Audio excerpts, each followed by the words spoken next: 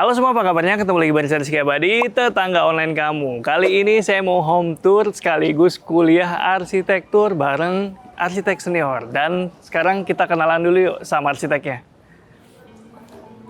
Halo, saya Irianto dari Antara Architects.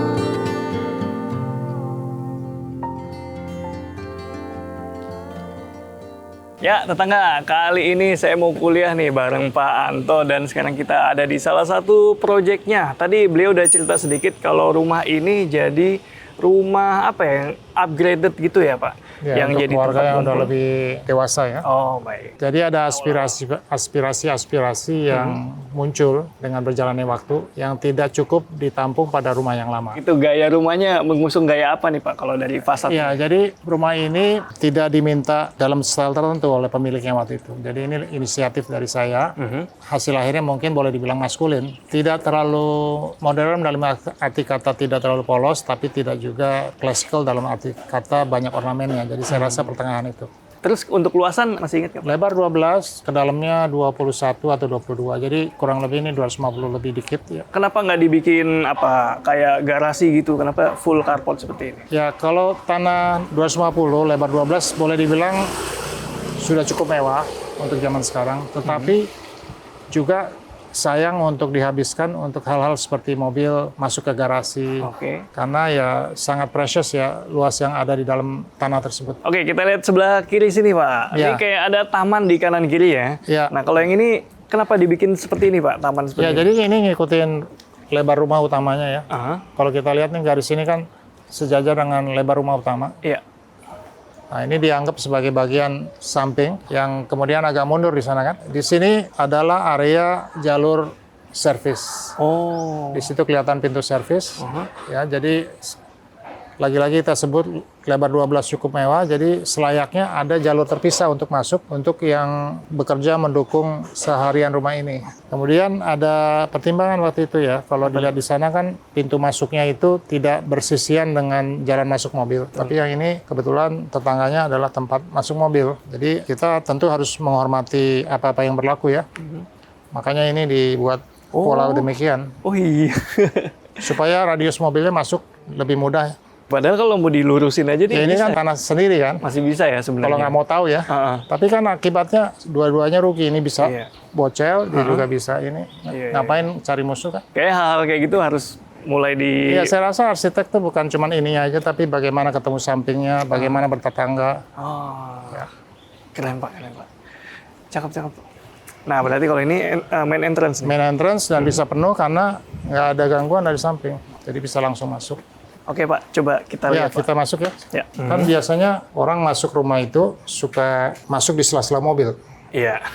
Dan menurut saya kurang nyaman dan kurang terpikirkan gitu. Jadi kalau bisa masuk secara tersendiri, itu satu hal yang saya rasa perlu diperhatikan karena waktu masuk itu sudah memberikan kesan pertama kan. Iya. Jadi ya, kalau udah proper tuh udah set the mood. Saya pikir kalau main entrance dibuat sedemikian rupa, direncanakan sedemikian rupa, saya pikir untuk ini Pak, untuk mengimpresi tamu atau keluarga yang datang. Gitu. Ya tentu, tapi lebih berharga kalau nyaman, impress datang belakangan. Karena ceritanya kan keseluruhan ya. Pada waktu masuk tuh dia mulai, ini tamu-tamu mulai mengumpulkan pengalaman-pengalaman.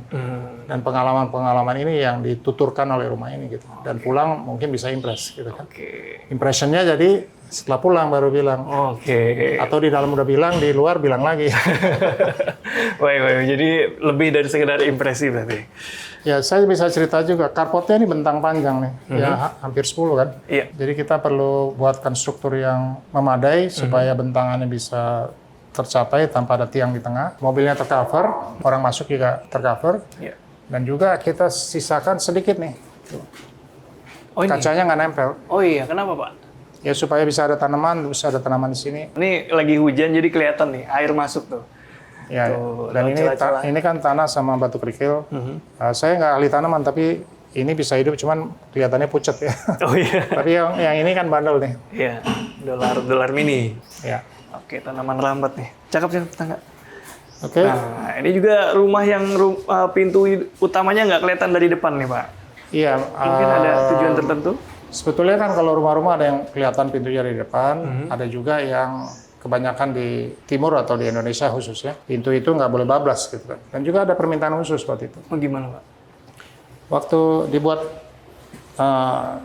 entrance ini, pemilik rumah bilang, nanti kalau keranda saya lewat, gimana? Oh, Tuh, bagus. sampai sana kan. Iya.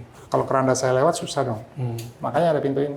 Wow, ini dibuat berdasarkan pertanyaan tadi itu. Iya, dan supaya keperluan ini tidak terlalu menyolok ya, jadi dibuat keseimbangan di dalam tampak-tampaknya. Oh, iya. Ini bagian dari tampak aja. Saya pikir juga tadi pas awal kesini, ini ruangan bukan akses pintu utama ini, ruangan di baliknya. Iya, makanya nggak kelihatan begitu karena ada mobil depannya, karena juga Oh, iya. nggak ada teras kan, jadi nggak proper. Gitu. Iya, Makanya dengan sendirinya ada perasaan begitu kan. Betul. Tapi ini ya untuk keperluan yang nanti. Oke. Sama mungkin kalau bawa belanjaan atau masukin Enggak juga lewat sini cukup. barang ini besar ini cukup. khusus untuk. Ya tapi kalau ada furniture datang, Ah, bisa juga yang bablas. iya sih. Kalau ada barang-barang yang besar ya, bisa memudahkan. Oke. Tapi terutama untuk tadi saya sebut. Itu sih. Luar biasa. Tuh tetangga yang suka nanyain nanti keranda masuknya repot, bisa pakai cara seperti ini. Jadi sudah ada sinyal bahwa ini rumah terakhir. Oh iya. Kecuali kalau ada perkembangan lain. Keren-keren, Pak. Nah, selanjutnya ini area apa nih, Pak? Ini foyer, bukan teras. Ini sebelum foyer kan, ada pojok, di mana kalau kita mau menerima orang yang ada urusan yang sekadarnya aja ya di sini. Dan kelihatan bahwa ternyata dengan celah ini kan ruangannya cukup membesar. Jadi ada manuver, jadi ada keleluasan untuk ditempatkan satu pintu gitu. Ya, utama, ada sepasang pintu ya. Jadi pakai pintu kayu, Pak? Kayu. Model 2 daun seperti ini. Iya, dong. Ini kalau ini finishingnya apa, Pak? Duko. Oh, cat duko ya. Kalau ini, Pak, pakai apa, Pak? Ini bata tempel, kemudian ini ada, ini namanya batu sikat. Biasanya buat di lantai. Bisa di lantai, bisa juga di dinding. Ini kan banyak di kuburan-kuburan zaman dulu, Iya. atau di bangunan Belanda. Seamless ya? Ya, seamless karena dia dicor terus diratain, jadi nggak perlu ada garis-garis, dan itu yang membuat saya suka pakai ini. Dan juga nggak cepat kotor kan. Perawatannya mudah nih, bisa disikat aja. Ya. Kalau ini ya sebagai finishing yang memberi nilai lebih lah ya. Jadi ini di belakangnya batu bata biasa, Iya. kemudian ditempel dengan ini sebagai fasadnya. Sebenarnya Dan ini kalau buat begini ya, ini mesti digambar satu-satu karena lihat sisa bata ini sama sisa bata ini sama kan. Oh iya. Jadi digambar satu-satu, bukan disuruh tukang kerjain aja. Finishingnya berarti full perhatiannya nih, Pak, finishingnya. Oh iya, harus. Menarik. Nah, kita udah lihat eksteriornya, tetangga. Sekarang kita mau lihat interiornya, boleh? Boleh ya. Coba Yuk, kita lihat masuk. dalamnya. Permisi. Wih, ini area apa nih, Pak? Silakan masuk, ini foyer berarti kan. Jadi untuk saya bisa jelaskan, prosesi masuk kan kalau pintu utama biasanya nggak langsung lihat ke belakang. Tapi dalam hal ini itu udah diwakili oleh pintu yang di depan tadi. Iya. Jadi belok dulu, baru dikasih masuk dan lihat. Lihat juga terbatas. Oh, oke. Nggak lihat semua kan ya. Jadi ini masih terbatas pemandangannya. Nanti baru diperlihatkan keseluruhannya waktu udah nyampe di ujung foyer gitu ya. Oke.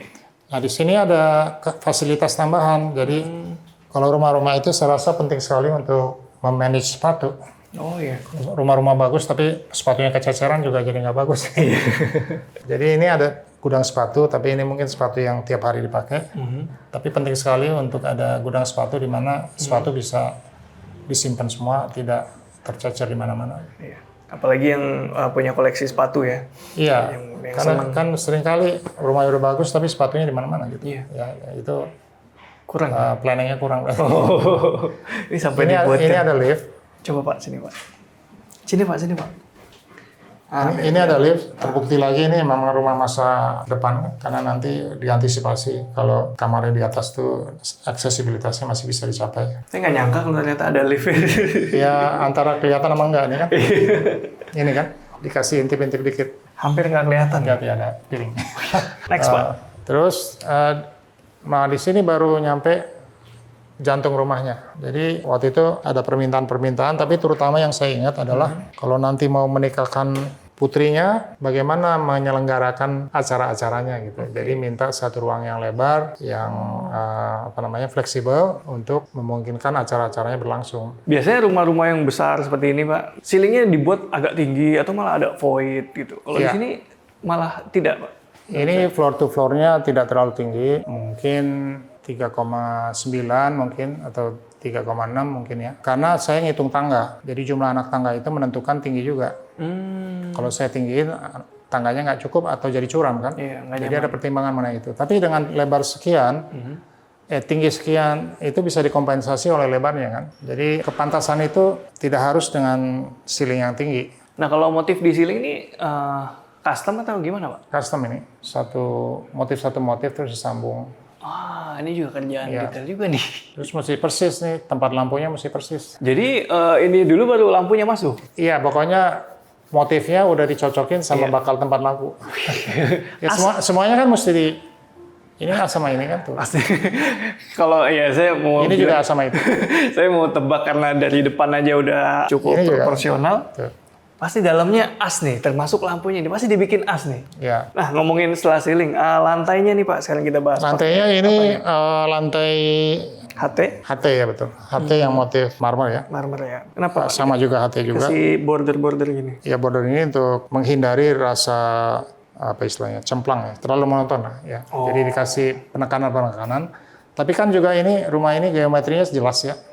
Jadi pada waktu kita buat pola lantai itu udah terikat kepada geometrinya. Misalnya ini di tengah, kemudian berhenti di pinggir, terus lebar border dan sebagainya sudah terikat pada ukuran-ukuran yang sudah tersedia. Jadi tinggal diimplementasikan aja. Ini kan seperti karpet sebetulnya, tapi bukan karpet. Jadi area ini open plan 9x6 kurang lebih. Kira-kira 9x6. Nah, tapi kan ini kalau kita lihat di depan tadi nggak langsung ketemu area ini kan Pak? Berarti ada buffer area di balik ini nih? Ada beberapa fungsi di balik ini. Kenapa ini dikebelakangin? Karena kalau dikebelakangin bisa dapat bukaan kan? Sinar masuk. Betul. Jadi ini dikebelakangin, kemudian ada lahan yang bisa dipakai untuk keperluan lain. Nah, kita bisa mulai lihat ya. Coba lihat. Ini yang menarik ya. Gimana Pak? Jadi di sini ada yang namanya multi-purpose. Ternyata ruang segini ini bisa buat sholat bareng, walaupun ada musola di belakangnya. Tapi rupanya suka juga sholat di sini. Dan ini nih kalau saya tahu cara bukanya ya, ini tempat tidur nih. Oh.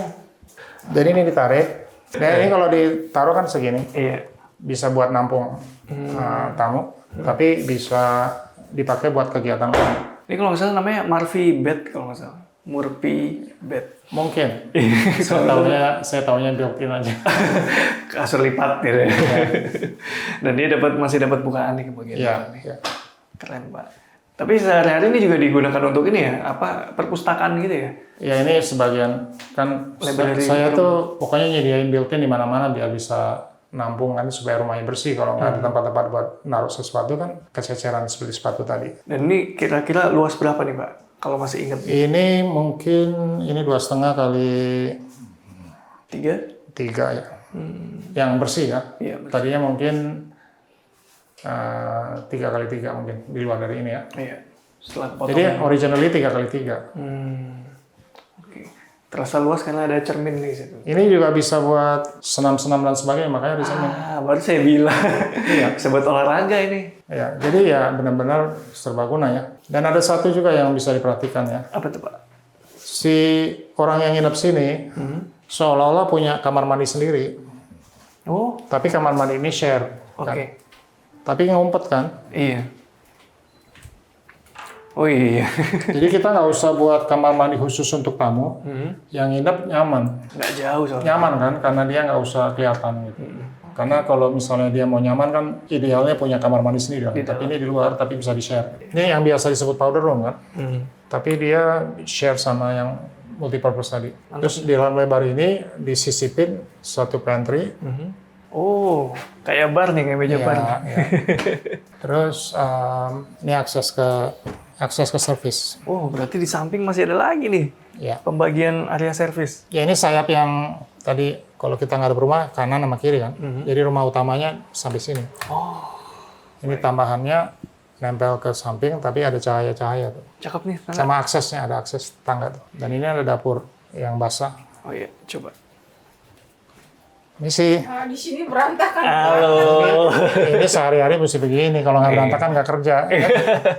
Nah, ini dapur basahnya nih tetangga. Tuh, jadi dia langsung dapat akses. Dari pintu masuk langsung.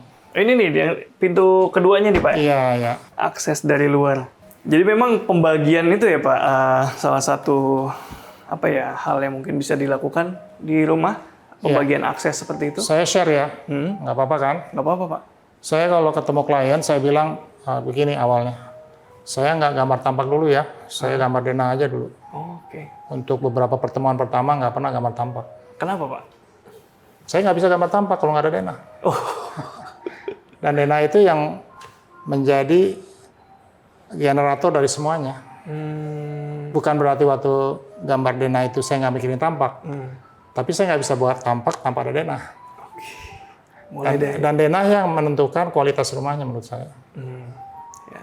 Jadi ngubek-ngubek di sini dulu, makanya semuanya diatur, baru kita mulai bikin tampaknya, walaupun udah ada pikiran juga. Iya. Oke. Berarti harus firm dulu denahnya ya? Iya. Mantap, mantap, mantap. Dan ini ada void di belakang. Oh, void di belakang jadiin kolam renang. Ini buat jalan kaki 1, berapa nih? 1,2 mungkin. Kan kalau jalan di air kan baik untuk ini otot. Oh gitu Pak? Saya rasanya berat aja sih. Iya, jadi justru menguatkan ini otot-otot. Otot kaki ya. Oke, padahal ini nggak terlalu nggak terlalu besar ya? Nggak terlalu besar.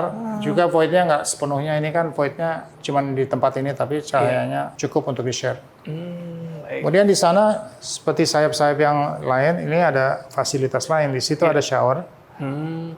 Di situ ada musola lagi. Oh ini musola yang Ya, coba kita lihat. official musola nih? Iya, yang musola yang dedicated. Iya. Oh. Ada Al-Fatihah. Oh iya. Ada kaligrafinya tuh. Oke. Dan ini dapat pengawalan lewat roster ini ya? Iya, pengawalan lewat roster. Dan roster ini punya karakter mudah dibersihin tuh, licin. Iya. Baru lihat saya Pak yang keramik. Iya, bukan dari beton. Bukan dari semen maksud saya. Iya. Kita udah cukup di bawah ya. Oke. Kita mau ke atasnya. Boleh. Nah, sebelum ke atas saya mau nanya dulu nih, tangga-tangga. Kenapa nggak dikasih lihat tangga nih? Jadi sebetulnya nggak dari awal tangganya diumpetin, tapi pasti tangganya di samping, karena saya nggak mau ngambil bagian dagingnya. Jadi ini kan seperti tadi saya bilang 6x9 bersih, tapi kemudian kan perlu ada treatment ya. Jadi treatmentnya dikasih, sebetulnya dikasih bingkai, tapi kemudian sekalian juga dikasih layer-layer ini, karena di balik ini, mau manfaatin ini. Masih ada storage. Oh, iya. Sementara ini koper-koper kan kalau nggak ada bisa di mana-mana. Jadi kalau tanah terbatas atau ya tanahnya mau dimaksimalkan, ya segala macam ruang yang ada kita coba manfaatin, tapi juga tidak nyata gitu ya, tidak obvious. Jadi muncullah ini gitu. Nah kemudian pada waktu naik tangga dikasih lihat start tangganya kan, dari sini aunis tangganya begitu. Jadi ini udah cukup mewakili bahwa tangga utama ini menuju ke atas, nih bukaannya di sini. Kemudian tangganya pada waktu naik ya ada lorong yang sayap bangunan. Di ujungnya ada lift yang tadi kita ketemu di bawah ya. Kemudian ada sinar masuk karena di sampingnya dikasih bukaan, cahaya bisa masuk, udara bisa keluar. Oke, coba Pak. Nah ini sinarnya, ini kan nggak ada jendela. Iya. Karena nggak ada jendela dia perlu sinar. Kalau nggak mati ruangannya. Oh, iya. Jadi sinar ini menghidupkan ini. Oh baik. Dan ini ruang yang lebih istilahnya candid ya. Kehidupan di sini yang sesungguhnya. Di bawah kan kayak etalase ya. Iya. Di sini ya sehari-hari di sini. Ada meja kerja, ada TV, nonton bareng, terus ada kamar-kamar keliling. Ya, kelihatan sih udah mulai banyak peralatan pribadi di sini. Ini ada kamar, ada 2 kamar kan, yang ini untuk kamar putrinya. Oh ya, total ada berapa kamar Pak? Saya lupa nanya di. Ada 3 kamar, ini 1 master. Ada 2 kamar anak. Oke, sama itu tadi plus. Plus serbaguna, setengah kali ya, jadi 3,5 kamar. Oke, siap. Ini kamar putri, Permisi. Kamar putri masih bisa dapat jendela. Oh, ini ke kolam renang tadi? Iya, jadi kan penting ya kalau misalnya kita mundur bangunannya, ya dapat jendela. Dan ini masih cukup untuk satu ranjang dengan 2 nakas, ada tempat buat dia kerja. Nah ini ada wardrobe-nya. Ini kan belok-belok nih. Iya. Wardrobe-nya lumayan panjang, ya cewek juga ya, kita mesti pertimbangkan cewek. Ada ruang riasnya. Wih. Wow, ternyata. Terus ini kamar mandinya. Ternyata bener belok-belok. Kirain sampai sini doang beloknya. Belok lagi ke situ. Belok lagi dan terang tuh. Nah, ini private banget ini. Itu kan disisain skylight-nya buat ini. Itu berarti satu tarikan garis Satu sama tarikan. tangga. Ya. Karena ini udah mentok. Ya ini udah nggak bisa skylight lagi, jadi sebatas itu. Jadi ya kamar mandinya nggak gloomy, terang, dan udara bisa keluar. Dan itu juga ada satu jendela yang connect keluar, jadi bisa juga nambah pergerakan udara. Cakep. Jadi ini kan apa istilahnya kayak belok-belok tapi memanfaatkan setiap jengkal gitu. Betul, Pak. Betul, Pak. Saya tadi nggak kepikiran kalau sampai sini. Saya kira sampai sini aja nih, Pak. Iya, ya itu gunanya arsitek. Mantap. Dan ini lagi, Pak, apa? Jendelanya saya perhatiin, Pak. Ya. Saya lihat tidak terlalu besar, tapi cahayanya tuh pas gitu. Iya, jendela tuh kalau di tanah-tanah yang nggak terlalu luas, ya kita buat seefektif mungkin. Tapi yang penting juga ada di tempat yang tepat. Misalnya ini nih. Iya. Ini tepat banget, jadi ini terang kan. Betul. Cuman segitu doang. Iya. Tapi wardrobe-nya jadi terang. Keren. Jadi sebenarnya nggak terlalu, kalau nggak butuh nggak perlu terlalu besar ya. Penting Iya. penempatannya juga ya, Iya. Pak. Nah ini kamar anak lakinya. Jadi lain lagi dia wardrobe-nya di sini. Oh iya. Terus jendelanya dapat juga. Terus ini namanya sengaja nggak sengaja. Dia persis dapat celah di mana tetangganya berhenti di sana. Oh iya. Coba ya, Pak. Oh iya. Jadi dia bisa lihat gedung sana. Lebih jauh lagi nih pandangannya nih. Tapi ini mirip ya sama kamar Sama putri? ya, simetris. Pak. Terus ini masuk, ini wardrobe-nya seluas mungkin. Kamar mandinya juga terang. Kamar mandinya nggak perlu ngumpet-ngumpet banget. Anak cewek tadi. Iya. Anak cewek itu kebutuhannya lebih banyak. Ini secara luasan mirip, tapi akomodasinya memang di sana lebih banyak. Oke. Ya. Ya, Pak. Ini ada celah sedikit dimanfaatin juga ya. Ini kan ada celah buat naruh-naruh juga.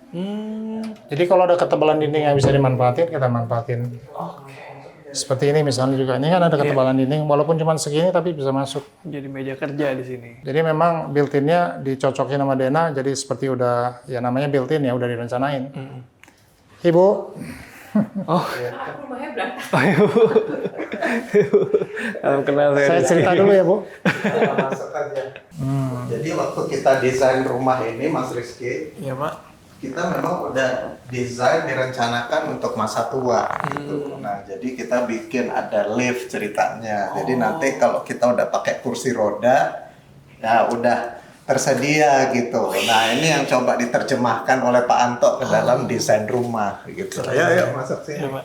Berarti ini memang untuk jangka panjang gitu. Untuk jangka panjang. Siap. Nah, ini juga nih kamar tidurnya juga. Nah, karena rumah kita ini kebuka, jadi kalau pagi-pagi tuh, nah istri saya udah pasti dia buka nih. Nah, kita bisa ngelihat pemandangannya lepas gitu kan. Nah, ini menurut saya adopsi dari keinginan rumah yang diterjemahkan oleh Pak Anto melalui suatu desain yang kita nikmati sekarang gitu. Nah, kamar tidur utama itu menghadap depan dan luasnya kira-kira berapa nih? 4 kali 4,5 mungkin. Dan bisa diperhatikan ya, kalau dari tampak depan, kalau dilihat nanti, jendelanya kan masuk. Iya, agak nyempil. Berarti ada ketebalan dinding yang bisa dimanfaatin. Ini ketebalan dinding yang dimanfaatin. Oh, oke. Jadi dari tampak tuh ada kedalaman, tapi ketebalan dinding bisa dimanfaatin dari dalam. Bukan dimanfaatin lagi nih, Pak. Direncanakan ini, Pak. Direncanakan. Artinya kalau tampaknya flat juga kan, ya rumah kan perlu cakep juga ya. Jadi ada permainan masuk dan keluar. Juga kalau ada lampu malam juga menarik. Tapi di samping itu bisa bermanfaat dari segi ruang yang kita mau dapat sama ketebalan-ketebalan yang kita bisa pakai buat simpan. Kalau tadi perhatikan kan banyak sekali relung-relung yang dimanfaatkan. Di sini ada, di bawah tangga ada, di sini ada. Jadi itu yang membuat rumah gampang bersih karena ada tempat simpennya. Nah, tapi Pak, ngomong-ngomong soal ketebalan, selain untuk storage seperti ini dimanfaatkan ya, apakah ada hubungannya sama supaya menangkal panas dari luar? Bisa jadi, tapi bukan pertimbangan pertama ya, bukan pemikiran pertama. Tapi tentu ya ketebalan itu kan akan menahan panas lebih baik ya. Jadi bisa demikian. Tapi terutama ya tadi saya mau buat tampilan tampak yang ada dimensi kedalaman, tapi juga ada keuntungan dari sisi dalam. Oke. Terus juga kalau lihat di kamar ini kan, ini sekali lagi bagaimana posisi itu ditentukan oleh geometri rumah. Iya. Rumah ini yang tambahannya mulainya di garis ini nih. Ini? Ya, jadi yang ini kosong kan. Oke. Jadi ada dua jendela yang bisa didapat. jendela. Jadi ranjangnya persis di antara dua jendela ini. Ini tambahan ruangan kan. Oh iya. Ini tambahan ruangan. Jadi ruangannya ini nggak harus di center, tapi dibuat terdefinisi ranjangnya dengan ini jadi satu bagian, yang ini menjadi area tambahan gitu. Oke. Walaupun satu kotak ya. Iya. Udah dipikirin sampai situ Pak pembagiannya ya, potongannya. Semuanya. Nggak bisa nggak. Gak bisa enggak. Terus ini ada rias kan dari lebar yang didapat masih ada rias. Terus masuk sini. Coba. Ini kan berarti ketebalan ini didapat dari sana untuk backdrop ranjangnya kan. Ya. Nah ini kemudian agak berliku-liku juga. Oh seru nih. Oh ini buat. Nah, kenapa terang? Ada lampu sih, tapi ada ini. Tuh lagi, ada jendela lagi. Bisa dimatiin nggak lampunya? Bentar. Oh ya. Pokoknya kalau nggak pakai lampu kan terang. Dan posisi ini seperti posisi yang di mana tadi. Di kamar mandi. Strategis ya. Oh iya, pas ya berarti. Posisi jendelanya. Lagi-lagi nggak terlalu besar jendelanya. Dan ini belok-belok supaya dapat banyak pintu. Oh. Ini dimanfaatin gitu. Oke. Di belakang ini yang ini. Di belakang ini jadinya. Karena ini kan, ini ada kamar mandi pembantu. Oh, pas sih Bang ya. Di belakang ini. Belok-belok. Iya. Cakep-cakep ini. Berliku-liku seperti ini buat walk-in closet. Terus ini kamar mandinya, kamar mandi yang terbuka. Karena di situ udah ada pembagian itu WC-nya. Kemudian ini showernya. Oh. Jadi ini terbuka. Terus ini menempati posisi salah satu jendela. Iya. Terus cerminnya ya di depannya begini, jadi sinar bisa masuk. Sebetulnya sinarnya bagus juga, kena muka kan? Iya, nggak perlu pakai lampu lagi. Iya, walaupun ada lampunya juga. Ini kan ada seolah-olah tiangnya dibagi dua. Iya. Itu tiangnya satu. Iya. Ininya maju. Jadi kenapa ini ada garis ini supaya saya bisa dapat 1, 2, 3 gitu. Oh. Iya, jadi bagi-bagi gini udah bagian dari yang kita harus kerjain. Udah dipikirin juga gini-gini. Ya, jadi ornamen juga kan. Iya sih. Nah, tadi pertanyaan saya belum kejawab tuh Pak. Soal area servis Pak. Ayo. Nah, biasanya pada penasaran nih penonton. Iya, nggak ketahuan kan? Iya. Ayo. Sini. Wow. Ini satu kamar. Kasa. Oh iya. Ini kasa juga. Kasa. Simpel ya, pakai kasa aja tuh. Ini kamar. Sinar kan masih masuk ya. Ini sampai bawah. Oh iya. Ini kamar juga. Ada dua jadi kamar mandinya itu. Yang tadi Itu belakang di lemari. belakang lemari kan. Kemudian ya ini laundry-nya. Oh iya. Bener-bener kepisah nih Pak. Iya. Fix. Terus ini ada jemurnya di belakang ini. Oh iya. Ini dia jemurannya. Di balik kerawangan tadi. Iya. Kemudian ini cukup 60 cm. Oh iya. Ush. Fix nih 60 cm. Dan garisnya bisa nyambung. Kalau di sini 60 cm cukup lah. Artinya malah mubazir kalau 75 misalnya. 60 cukup. Sehingga kita bisa dapat ini. Kalau enggak kan kelebaran ini sempit kan. Iya. Jadi kita di antara ini kita mesti bisa manuver. Oke. Nah sebetulnya bagian servis itu nggak kalah susah dibanding bagian dalam. Karena harus proporsional lah. Ya dan juga jumlah tangganya kan mesti diatur sehingga ini harus ada satu lagi baru cukup. Iya. Jadi ngurusin tangga di bagian yang terbatas itu semua hal-hal yang jarang diperbincangkan tapi sebetulnya itulah nadinya pengaturan rumah. Wih, Tidak glorify, tidak keren, tapi harus. Harus fungsional. Ya, dan tetap kalau bikin daerah servis ya nut-nutnya nyambung semua, bukan bagian yang diabaikan. Oh iya. Sekarang saya mau nanya-nanya lagi soal ini Pak, pembahasan menarik soal luas lahan sekian, enaknya begini rumahnya, sekian ada begitu. Kita ngobrol di bawah. Oke, boleh Pak, kita ngobrol di bawah. Ikutin terus tetangga. Ya tetangga, kita lanjutin kuliahnya di meja makan. Kuliah ya? Iya kuliah Pak. Masih bareng Pak Anto di sini. Dan sekarang saya mau nanya-nanya soal ini Pak, sedikit lagi deh soal rumahnya ya. Iya. Waktu itu proses pembangunan berapa lama Pak? Dulu ada COVID, jadi lama. Ada berhentinya begitu ya. Kalau nggak salah 2 tahun lebih menjelang 3 tahun. Oke. Ya kan masa sulit ya waktu itu. Masa sulit COVID, ya nggak leluasa ya? Iya. Nah, yang paling lama menurut Bapak apa? Finishing kah atau? Iya pada waktu finishing. Finishing ya? Tapi nggak juga ya, pada waktu pembangunan tuh masih belum finishing ya. Kadang kosong tukangnya, ya seperti itulah. Oh iya. Tapi tentu di mana-mana kalau proyek tuh finishing tuh terasa lama. Terasa lama. Karena banyak pilihan, banyak yang mesti ditentuin. Tapi beneran, apa itu rasanya doang? Apa memang? Tapi lama juga. Jadi katakanlah kalau proyek itu yang cukup memakan waktu 2 tahun tuh finishing aja setahun. Oke. Ya setahun ngebangun, setahun finishing kan 50% kan. Iya, 50-50 ya. Oke. Dan tadi Pak Anto juga sempat cerita soal itu, proporsi lahan itu menentukan layout itu. Iya. Gimana ceritanya? Jadi kita lihat konteks sekarang sama apa yang dulu berlaku ya. Kalau sekarang itu tanah kan sempit mukanya, panjang ke belakang. Tahu nggak alasannya? Kenapa Pak? Karena dia lebih efisien. Muka rumah yang jalan yang satu itu bisa meladeni banyak rumah. Secara ekonomis kan lebih menguntungkan. Oke. Kalau mukanya lebar, cuma sedikit rumah yang bisa dijual. Oh iya. Banyak yang nggak sadar. Iya nggak sadar. Makanya zaman dulu lebar-lebar karena keadaan ekonomi itu belum kompetitif. Makanya ada yang lebar 15, ada yang lebar 12, padahal nggak terlalu dalam kan. Ada yang 20 kali 20 misalnya. 15 kali 20 gitu ya. Kalau sekarang kan 6 kali 15 ya. 7 udah katanya udah cukup lebar gitu ya. Nah itu pertimbangan ekonomis. Oke. Nah McDonald aja makin kecil kan. Nah emang keadaan sekarang tuh ya saya sebagai orang yang udah cukup lanjut mengalami perubahan-perubahan itu sampai McDonald dari kecil. Menyadari itu ya? Jadi kita punya view mengenai dulunya gimana, sekarang gimana. Oke. Nah saya sering lihat di YouTube ya, tanah-tanah yang terbatas itu sering terpaksa pintu utama itu tidak bisa menghindari jalur servis juga masuk lewat pintu utama. Dan menurut saya itu suatu ketidaknyamanan yang besar. Ya kan seringkali juga rumah yang walaupun nggak terlalu besar tetap aja ada asisten rumah tangganya kan ya. Betul. Masih ya budaya di sini masih memungkinkan itu. Masih. Jadi ada clash di antara si pintu representatif sama jalur yang bersinggungan. Nah kalau udah bisa lebih besar, katakanlah misalnya 10 meter.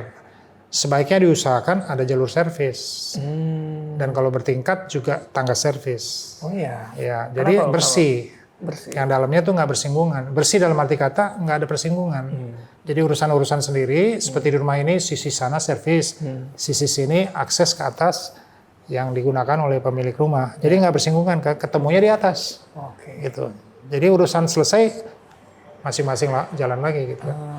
Jadi yang namanya persinggungan kalau beda nature, beda sifat kan nggak cocok. Tadi mungkin bisa lihat ya, yang di samping itu nggak serapih yang utama kan. Iya betul. Jadi menjaga servis itu lebih sulit karena banyak barang-barang dan sudah maklum lah kalau kurang rapi. Tapi dengan pemisahan servis dengan utama, yang utama bisa lebih rapi, lebih mudah kan. Oke. Dan juga satu hal yang tadi mungkin bisa dilihat, dengan banyaknya pengisian dinding dengan built-in dan di mana-mana di kolong tangga ada tempat koper dan sebagainya, rumahnya bisa bersih karena banyak tempat simpen. Kalau udah banyak tempat simpen, orang-orang yang hobi mengumpul barang tuh itu merasa senang banget karena ya sebetulnya kalau dalam hal ini ya sering nyimpan barang kan ibu ya. Bapak-bapak biasanya nggak terlalu nyimpan gitu. Jadi ibunya bahagia, bapaknya juga senang. Karena rumahnya juga bersih. Nggak ada barang di mana-mana gitu ya. Betul. Oke, lebih ke ini ya peruntukan membagi itu supaya ya yang dipakai sehari-hari kelihatan lebih bersih. Iya, iya, iya. Yang tanda kutip kotor lebih atau lebih berantakan dilokalisir. Ya, di satu kalau tempat. di hotel kan ada back of the house ya. Ya, Istilahnya apa? Back office. back office, Atau front office. front office, back office, sama juga istilahnya back of the house lah ya. Oke. Yang ada service segala macam. Bayangin kalau tabrakan. Oh, iya. Ya sama rumah juga begitu. Oke.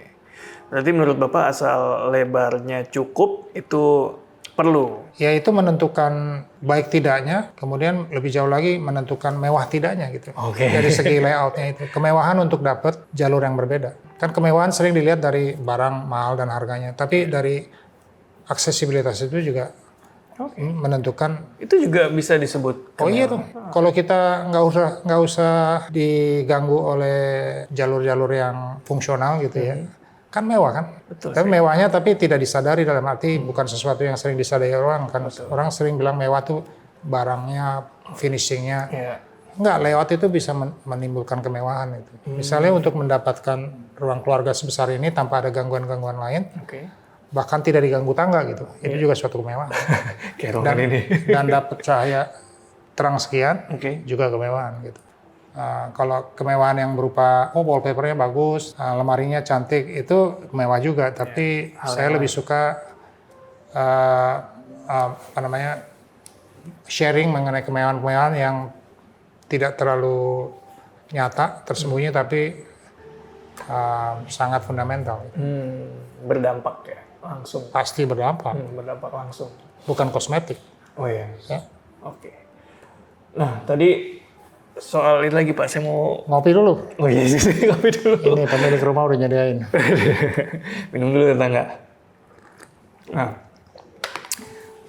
tapi kan manusia itu kan ini Pak, apa ya, bisa adaptasi gitu. Walaupun rumahnya tuh pintunya satu, nggak ada pembagian Ya, akses. mau dipermudah atau mau dipersulit? Udah langsung selesai pertanyaannya. Kalau bisa mudah, kenapa harus sulit? Oke, kalau memungkinkan ya. Nah, pertanyaan selanjutnya. Bapak prefer mana? Rumah memanjang apa melebar?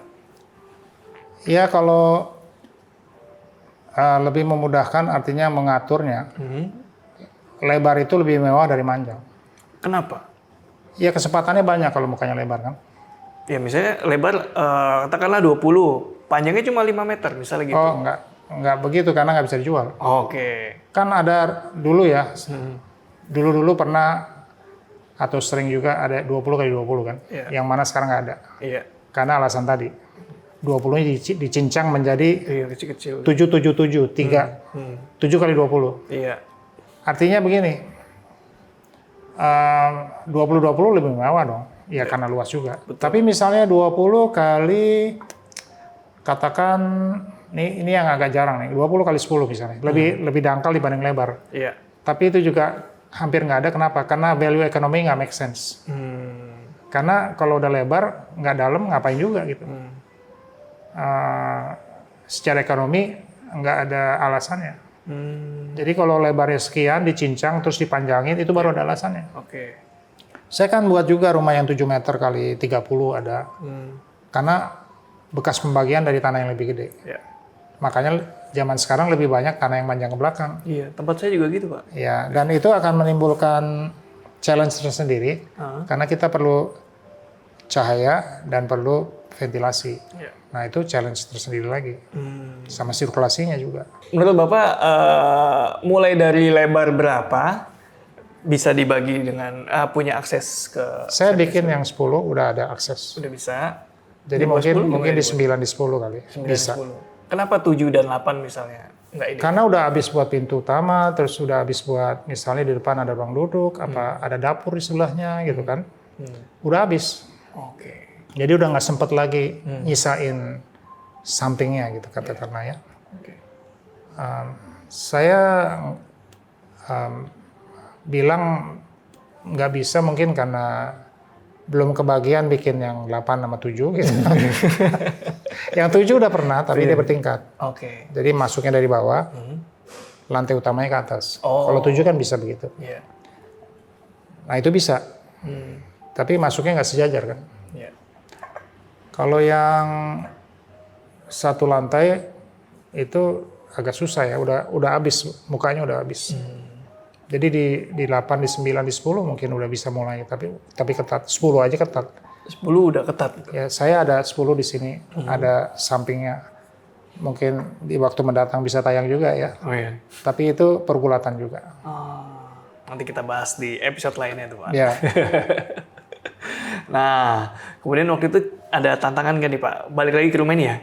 Ada tantangan gitu nih Pak, pas bangun rumah ini nih? Sebetulnya gini, tantangannya ya nggak gimana-gimana amat, soalnya ini lumayan leluasa ya, 12 kali 20, 22-an gitu ya. Kalau nggak bisa kebangetan gitu ya. Jadi udah bisa memisahkan tempat masuk yang representatif sama yang servis ya. Kemudian keperluan untuk membuat ruang yang leluasa mudah karena kamar-kamarnya dikatasin. Jadi semua hal itu kan sudah terantisipasi dari awal ya. Kalau kita ngomong sama ownernya, waktu itu minta ruangan yang gede di bawah, ya kamar-kamar otomatis di atas. Kemudian kita tahu, seperti tadi sempat dengar cerita pemilik rumah, rumah hari tua ya mesti ada liftnya, walaupun cuma 2 lantai. Mungkin liftnya terasa mahal, tapi value-nya nanti jadinya bisa dipakai terus-menerus, karena aksesnya bisa dimanfaatkan walaupun mungkin ada keterbatasan fisik nantinya. Jadi kalau ada klien-klien juga yang menyediakan lubang lift, tapi tidak mengisinya dulu. Nanti pada waktu diperlukan diisi. Dan zaman sekarang kan lebih gampang karena home lift itu memang sangat adaptif. Dia bisa masuk asal ada selongsongnya. Betul. Tapi ada satu lagi, menempatkan lift itu supaya nggak canggung, masuknya dan keluarnya di tempat yang wajar. Oh ya? Nggak tiba-tiba di depan pintu kamar terus, ya kan? Misalnya gimana tempat yang wajar? Mesti ada kayak lobinya gitu. Kan ini ada lobinya. Iya. Di atas juga masuk menghadap area netral. Iya. Jadi pantas gitu. Nggak kayak kepaksa. Iya. Apa hal-hal yang biasanya penting tapi suka kelewat gitu ketika arsitek mendesain itu? Iya.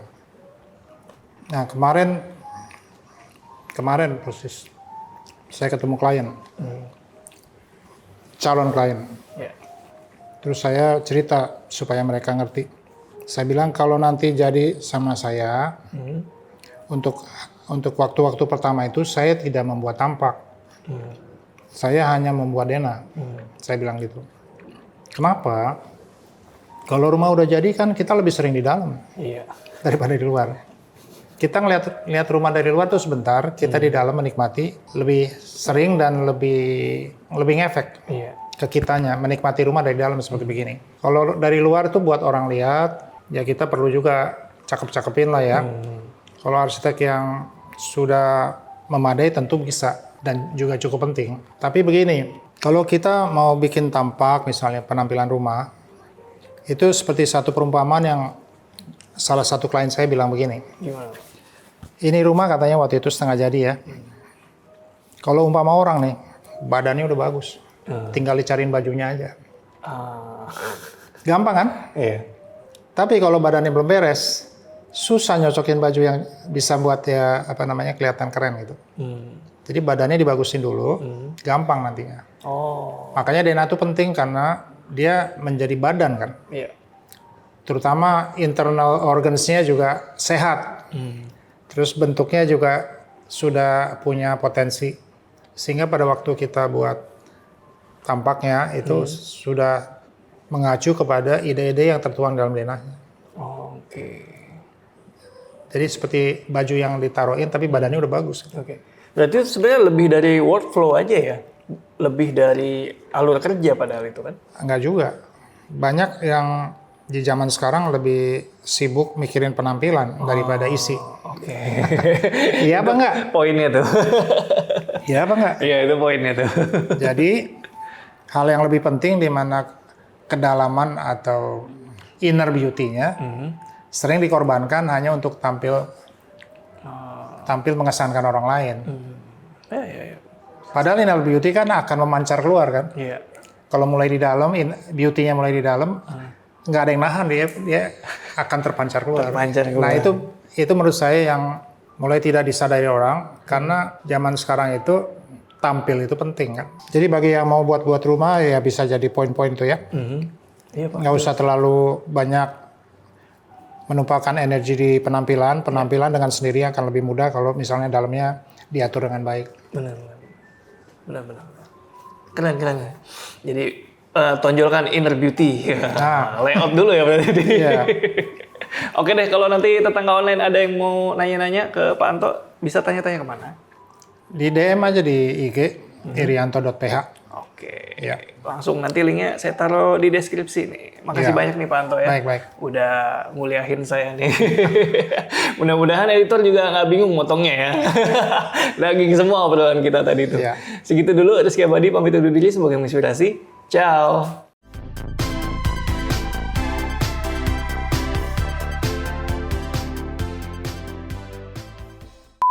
Nyaman. Bisa baca nggak? Alhamdulillah. Surat 1 ayat 1 sampai 7. Nggak tahu saya mulainya dari mana. Iya, saya juga.